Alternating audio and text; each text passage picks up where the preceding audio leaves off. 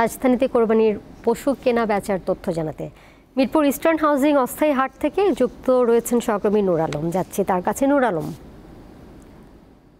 এই মুহূর্তে এই হাটে ক্রেতা সমাগম কেমন দেখছেন? পশুর সরবরাহ এবং দাম কেমন? একই সাথে জানাবেন বেচা কেনা কেমন চলছে শেষ মুহূর্তে।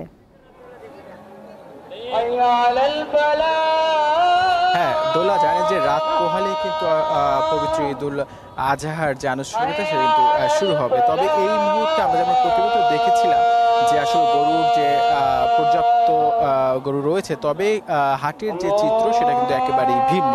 এখন যদি বলতে চাই হাট কিন্তু প্রায় শেষ পর্যন্ত আজকে রাতে বেচা বিক্রি হবে। তবে হাটে কিন্তু যে কোরবানির জন্য যে পশু রয়েছে সেগুলো কিন্তু এখন তেমন পশু কিন্তু হাটে নেই। থাকলেও যেই দুই একটি গরু রয়েছে সেগুলো কিন্তু দাম এখন পর্যন্ত ছাড়ছে না। তবে শেষ পর্যন্ত বিক্রেতারা তারা বলছেন যে শেষ পর্যন্ত আসলে দাম দেখবেন, হয়তো বা তারপরে কিন্তু ছেড়ে দেবেন। এবার ঢাকা উত্তর এবং দক্ষিণ সিটি কর্পোরেশন মিলিয়ে দুইটি স্থায়ী হাট সহ মোট হচ্ছে 20টি হাট বসেছে, যার মধ্যে ঢাকা দক্ষিণ সিটি কর্পোরেশনে 11টি এবং ঢাকা উত্তর সিটি কর্পোরেশনে 9টি অস্থায়ী হাট বসেছে। যা আমরা এখন আছি মিরপুর যে ইস্টার্ন হাউজিং পল্লবীর মধ্যে যে সেই হাটটিতে, এবং আমরা এখানকার যারা ক্রেতা এবং বিক্রেতা রয়েছে তাদের উভয়ের সাথে কথা বলেছি। আসলে গরুর স্বল্পতার কারণেই কিন্তু আপনি দেখতেই পাচ্ছেন, কিন্তু এখন কিন্তু শেষ রাত, এই সময় কিন্তু গতবার আমরা দেখেছি যে গরু অনেক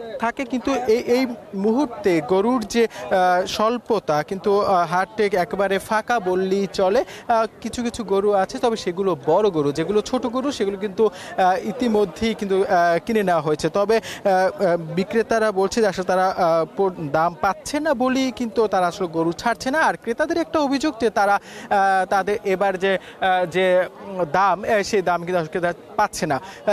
যদি বলতে চাই এই মুহূর্তে গরু বাজারে গরু হাটগুলোতে খুবই কম সংখ্যক গরু রয়েছে, এবং যেগুলো রয়েছে সব বড় বড় গরু, আর ছোটগুলো কিন্তু আগেই বিক্রি হয়ে গেছে।